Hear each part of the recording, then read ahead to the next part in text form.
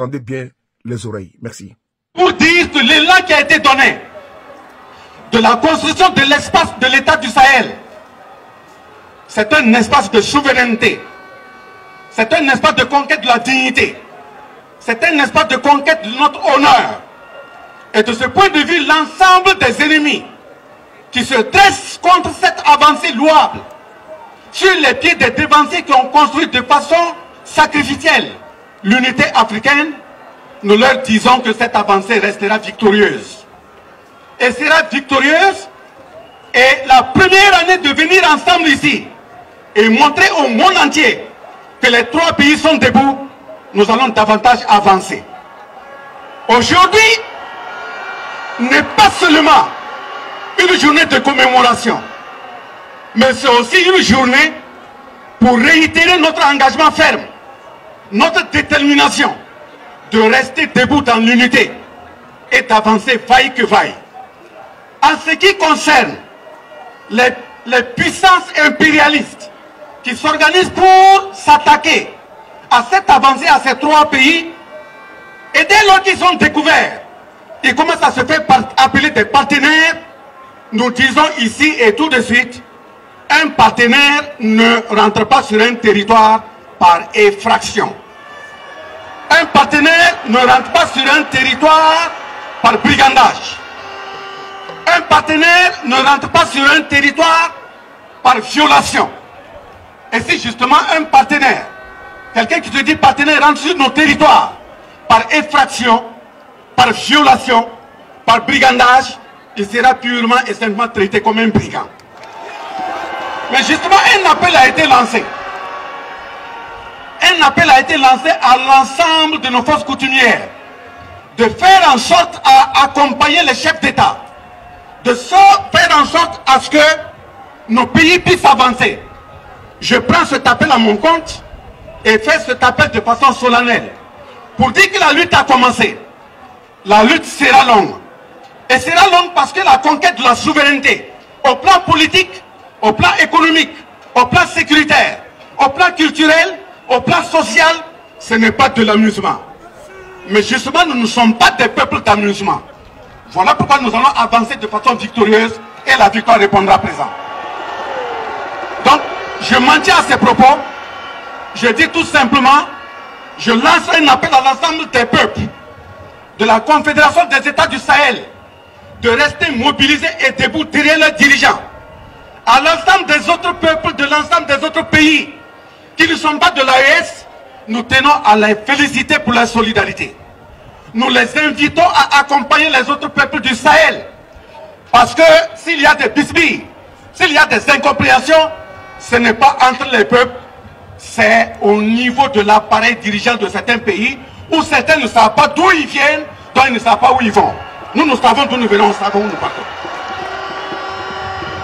Et de ce point de vue, nous disons, vive la Confédération des États de l'AES. Vive nos pays unis, vive l'unité africaine, la patrie. Avec Bassolma Bazier, nous allons aborder les questions liées au retrait de l'AES de la CEDEAO. Bonjour. Bonjour. Voilà un an que les trois pays de l'AES ont décidé de se retirer de la CEDEAO. Quels sont les enjeux et les défis liés à ce retrait de la CEDEAO? Vous me permettrez de m'incliner très respectueusement sur la mémoire de nos dévanciers qui se sont sacrifiés pour une Afrique de souveraineté, de paix et de prospérité. Et, entre autres, permettez que je cite Ouézin Koulibaly et Thomas Sankara du Burkina. Permettez que je cite Modibo Keïta et Souniata Keïta du Mali. Et permettez que je cite Saraouna Mangou et Mani Diori du Niger. Et également l'ensemble de ces fils et filles de l'Afrique qui se sont sacrifiés dans ce sens. Et saluer également la mémoire de nos anciens chefs d'État qui ont eu l'esprit de créer des conditions idoines pour une vie harmonieuse de l'ensemble de nos populations, de nos peuples dans l'espace ouest africain. Et c'est ça qui a abouti justement à la création de la CEDEAO en 1975. Et malheureusement, avec le fil du temps, nous avons constaté que cette organisation a été noyauté et détourné contre même les intérêts de ces mêmes peuples, au lieu que ce soit véritablement la création des conditions d'une vie idoine, d'une vie harmonieuse, la protection de l'intégrité de l'honneur de ces peuples. L'organisation s'est retrouvée servie d'autres intérêts autres, de sorte à prendre des décisions qui piétinent les propres textes sur la base desquels cette organisation devait fonctionner, à travers des fermetures de frontières, des gels d'avoirs dans des banques de ces différents pays, Mali, Niger, Burkina, mettant les populations ainsi dans des conditions assez désastreuses, où nous avons eu beaucoup de pertes en vies humaines. Je salue donc l'orientation, l'audace, le courage, la vision des trois présidents, le général d'armée, Assimi Goïta du Mali, le capitaine Ibrahim Traoré du Burkina Faso, et le général Tchani du Niger, qui ensemble ont porté véritablement les chaussures de nos dévanciers, et les ont bien portés, et permettent de créer toutes les conditions pour que nos peuples puissent aller vers leur souveraineté, leur épanouissement. Et justement, en faisant ce petit rappel, c'est pour vous dire que les défis sont énormes. Mais il faut comprendre que ces défis, malgré leur énormité, nous avons la possibilité de les séquencer à un certain nombre de visions. La première vision, c'est la question sécuritaire et migratoire de nos populations. Le deuxième élément, c'est la question économique et sociale en lien avec nos populations. Et le troisième élément, ce sont les enjeux, les défis pluviométriques, les changements climatiques que nous devrions prendre en compte, dont les concertations unanimes devaient nous permettre de trouver des solutions idoines pour améliorer les conditions de vie de nos populations. Quels sont les chantiers que vous comptez engager au niveau de la Commission nationale des États du Sahel après le retrait définitif de l'AES de cet espace? Justement, ce retrait, vous auriez également remarqué que les trois chefs d'État que je viens de citer ont de façon unanime pris la décision le 16 septembre 2023 en parcourant les textes du Liptako Gourma à aboutir à la mise en place de l'Alliance des États du Sahel. Et également dans le même sens, avec les menaces qui pesaient sur le Niger, il y a eu un communiqué qui a été diffusé le 28 janvier 2024, stipulant clairement que qui s'en prendrait au Niger a fait également une déclaration de guerre aux deux autres pays. Et c'est dans le même sens également, vous allez constater de façon judicieuse que le 6 juillet 2024, ils se sont retrouvés au Niger pour, en tout cas, mettre en place la charte de la Confédération des États du Sahel. Donc, de ce point de vue, et à travers cette charte également, les orientations qui ont été données, les missions qui ont été données sont très claires. C'est des missions de défense et de sécurité, c'est des missions de développement, mais également des missions de diplomatie. Et la mise en place des commissions nationales dans chaque pays, notamment celle du Burkina Faso, n'aura pas d'autre chose à faire que l'ensemble des orientations, des décisions qui sont prises par les chefs d'État. Donc, il est nécessaire qu'à travers ces commissions, il y ait un suivi, une évaluation, une coordination et éventuellement des propositions à ces différents chefs d'État pour voir comment il faut aller dans le sens du renforcement déjà des acquis que nous avons pu déjà engranger et comment avoir davantage d'autres acquis parce que le combat sera long et ardu. Le retrait définitif de l'AES de l'espace CEDEAO est acté depuis ces jours. Qu'est-ce qui est prévu pour faire de la Confédération un espace intégré pour les citoyens des trois États et ceux du monde? Ils ont déjà pris des décisions assez salutaires en lien avec les défis que j'ai tantôt énumérés, à savoir les défis économiques et sociaux, à savoir les défis migratoires, déplacement donc des populations, mais également les défis de changement climatique. Et dans ce sens, vous auriez constaté de façon très judicieuse que les chefs d'État ont fait un communiqué à l'endroit de l'ensemble des peuples de l'Afrique de l'Ouest que l'espace de la Confédération des États du Sahel est un espace de l'ensemble des peuples. Et de ce point de vue, l'accessibilité ne doit pas se faire sur une condition de visa. Donc il n'y aura pas à disposer forcément d'un visa pour se déplacer au niveau de l'espace AES.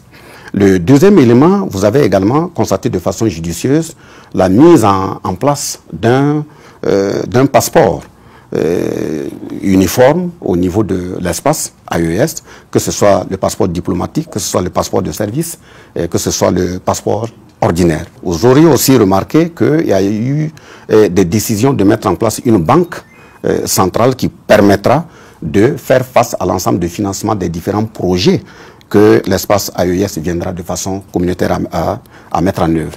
Et à travers ces œuvres, il y a des décisions déjà qui sont prises dans le sens de projets ferroviaires permettant de relier les différents espaces, même des autoroutes qui ont été analysées, appréciées. Le Conseil des ministres précédent au niveau du pays a publié déjà ce qui est prévu dans ce sens. Et donc voilà un certain nombre de décisions qui sont déjà prises, qui indiquent que véritablement l'espace AES est un espace de souveraineté, est un espace de conquête de la liberté, est un espace de la conquête de l'intégrité et de l'honneur. L'opérationnalisation de l'espace AES est un défi important pour les États du Sahel que la Commission nationale des États du Sahel doit relever.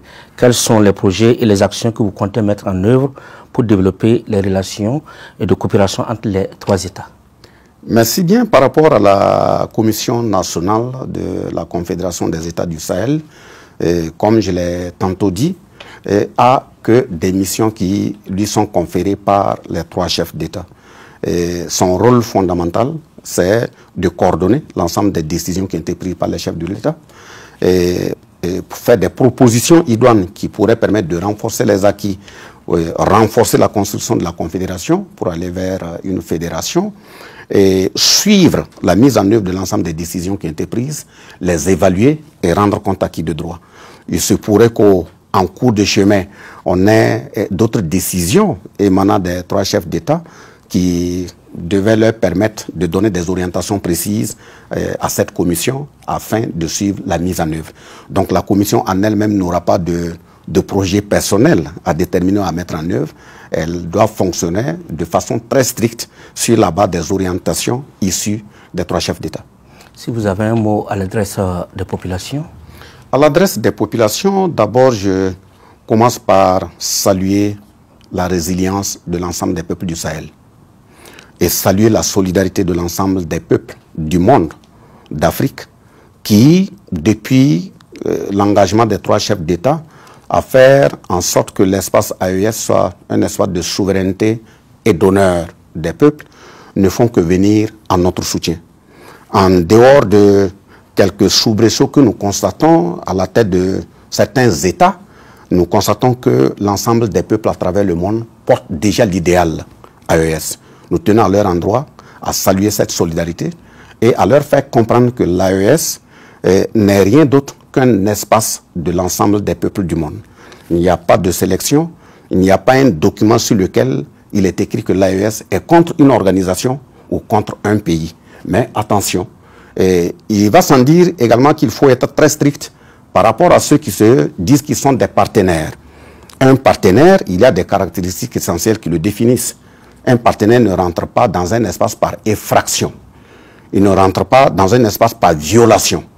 Il ne rentre pas dans un espace par arrogance. Donc, dès lors que l'ensemble de ces éléments ne sont pas réunis et que quelqu'un rentre dans un espace par effraction, par arrogance, par violation, lui c'est un brigand. Et un brigand n'a pas d'autre traitement que de lui réserver le traitement qui sied pour pouvoir avoir la sérénité nécessaire. Et le troisième élément à l'endroit de l'ensemble de ces peuples, c'est de dire nous avons déjà payé le grand prix fort.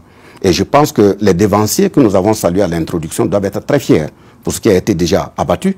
Nous souhaitons prompt rétablissement à l'ensemble de nos frères et sœurs dans l'espace qui sont touchés soit par des blessures ou la maladie. Nous souhaitons un très bon repos à l'ensemble des héros qui sont tombés les armes à la main sur les différents fronts pour défendre l'espace AES. Mais nous tenons aussi à dire au peuple que le combat sera long. Parce que la souveraineté économique, la souveraineté culturelle, la souveraineté sécuritaire, la souveraineté sociale à tous les niveaux ne se commande pas, ça s'arrache. Et qui dit arracher dit lutte. Qui dit lutte dit un prix à payer. Et de ce point de vue, aujourd'hui, nous sommes en train de batailler côté sécuritaire. Il y a de très grandes avancées. Côté économique, il y a de très grandes avancées. Mais c'est pour dire que l'ennemi qui est en face, les adversaires qui sont en face, ne sont pas des enfants de jeu. Et de ce point de vue, ils vont trouver toutes les manigances nécessaires de revoir leur mode d'attaque de l'espace AES et même de leurs dirigeants. Mais je tiens à dire pour terminer que la force essentielle protectrice de ces dirigeants, c'est la cohésion des peuples, c'est la mobilisation des peuples. C'est ce que nous constatons déjà. Je les invite à garder ce même cap afin que vaille, nous puissions respecter la mémoire des dévanciers qui ont perdu leur vie pour que l'Afrique soit libre et unie. Voilà, c'est tout pour cet entretien avec le président de la Commission nationale de la Confédération des États. On vient encore d'écouter cette vidéo de Bazolba Bazi, l'homme fort. C'est eux-là même qui a tenu un discours. Et depuis lors, ce discours ne cesse d'enseigner à des nouvelles générations. Il a passé un message au peuple du Sahel. Il a passé un message à l'Afrique entière, aux dirigeants précisément.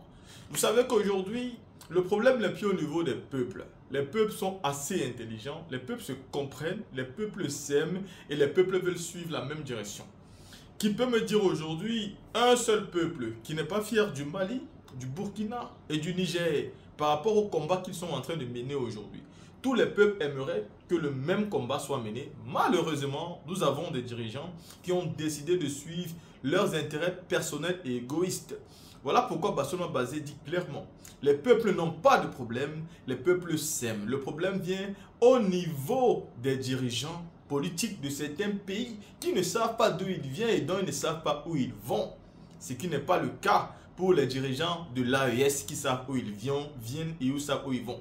Hier, par exemple, le président Ibrahim Traoré a reçu son passeport de l'AES. C'est lui qui a donc mis les empreintes et il a obtenu ce passeport. Et nous disons félicitations à monsieur le président car l'histoire retiendra que c'est lui au Burkina Faso qui a décidé de changer les choses après Thomas Sankara et qui a effectivement changé les choses. Nous espérons qu'il mènera son combat jusqu'à bon port pour que nous puissions voir les fruits, les résultats de ce combat dont nous avons fait des milliers de vidéos, dont nous avons été combattus et souvent nous avons vu certains de nos comptes, que ce soit Facebook, disparaître à cause de ce combat politique parce que nous avons décidé de combattre aux côtés de l'AES, souvent en oubliant même nos pays personnels juste pour que l'AES puisse en sortir. Nous avons foi en ces dirigeants-là, nous avons foi au pays de l'AES par rapport au combat qu'ils mènent car nous savons que tôt ou tard, nous aurons des dirigeants qui poursuivront le pas. C'est la preuve aujourd'hui. Quand on regarde par exemple le Ghana, avec le nouveau président qui accepte de collaborer avec les États de l'AES et qui veut faire quasiment la même chose.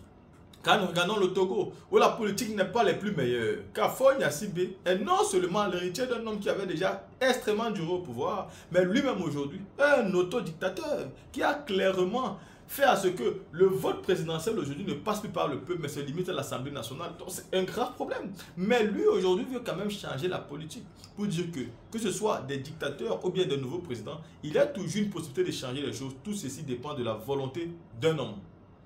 Ceci dépend de la volonté du président de la République. Il est comme un père de famille. Ses enfants vont grandir selon l'éducation qu'il a décidé à leur donner. Et c'est comme ça que nos pays avancent. Les populations sont souvent à l'image de celui qui dirige. Et vous allez voir des peuples qui sont extrêmement soulards et qui aiment trop la fête. Vous allez voir que c'est parce que le pouvoir en place a tout fait pour que ceci soit leur seul moyen de se divertir. Et comme ça, ils vont oublier la chose du pouvoir. Des fois même, tout en évitant de les faire aller à l'école. Nous avons vu par exemple en Côte d'Ivoire, Alassane Ouattara qui a cassé les écoles pendant en pleine année scolaire, tout simplement parce qu'il dit qu'il veut embellir la cité. La team, on a écouté ici là, le ministre Bazolba Bazi. Dites-moi ce que vous pensez, on se voit pour une autre vidéo.